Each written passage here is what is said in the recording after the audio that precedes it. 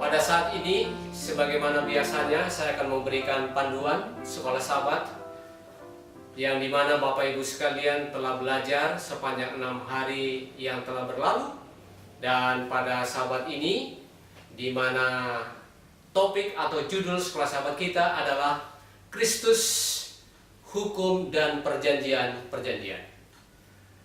Dengan singkat, saya akan ambil 3 bagian saja di dalam pelajaran kita pada hari ini. Yang pertama adalah saya ambil cerita dari kitab Kejadian pasal 9. Kitab Kejadian pasal 9 ayat yang ke-12 hingga ayat yang ke-17. Di sana kita ketahui bersama bahwa secara tema besarnya adalah perjanjian Allah dan Nuh. Kita ketahui bersama di dalam pasal 8 diceritakan dari hal air bah yang menimpa dunia kita. Dan setelah selesai air bah itu datang ke dunia ini, maka Allah memberikan sebuah perjanjian. Dan perjanjian itu dalam bentuk lambang, yaitu lambang pelangi, di mana Allah meletakkan di langit. Kalau kita lihat setiap ada hujan, maka di sana ada pelangi. Nah, saudara sekalian, di sana ada lambang ataupun perjanjian. Pertanyaan yang perlu diskusi pada saat ini di sekolah sahabat kita adalah apakah perbedaan antara lambang dan perjanjian yang diceritakan dalam kisah Kejadian pasal 9 ayat yang ke-12 hingga ayat yang ke-17. Itu bagian yang pertama.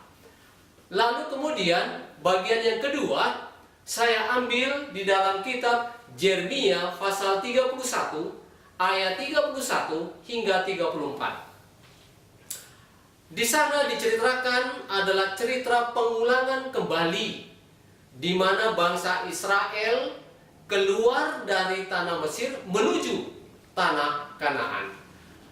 Bila mana mereka dalam perjalanan dari Mesir menuju tanah Kanaan, mereka mendapatkan atau memperoleh perjanjian, yaitu Allah dan umatnya, yaitu bangsa Israel. Perjanjiannya diungkapkan itu di dalam 10 hukum.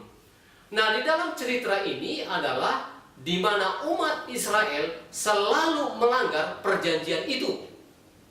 Dan Allah akan mengadakan perjanjian yang baru.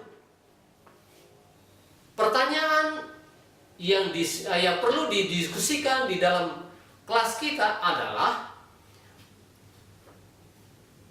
apa yang dimaksud dengan perjanjian baru di dalam kisah Yeremia pasal ke-31.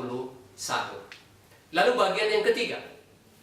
Bagian yang ketiga saya ambil dalam kitab Ibrani. Kitab Ibrani pasal yang 9 ayat 15 hingga 22. Kalau kita baca dalam kitab Ibrani pasal 9 ayat 15 hingga 22, intinya di sana adalah Yesus adalah pengantara perjanjian yang baru. Nah, di mana melalui kematiannya setiap umat manusia yang percaya kepadanya, mereka akan memperoleh hidup yang kekal. Pertanyaan untuk diskusinya adalah, apakah yang menjadi pengertian saudara dan saya bahwa Yesus adalah pengantara perjanjian baru? Demikian saudara sekalian, ada 3 bagian yang saya ambil untuk menjadi panduan dan diskusi di sekolah sahabat kita masing-masing. Kiranya Tuhan memberkati kita.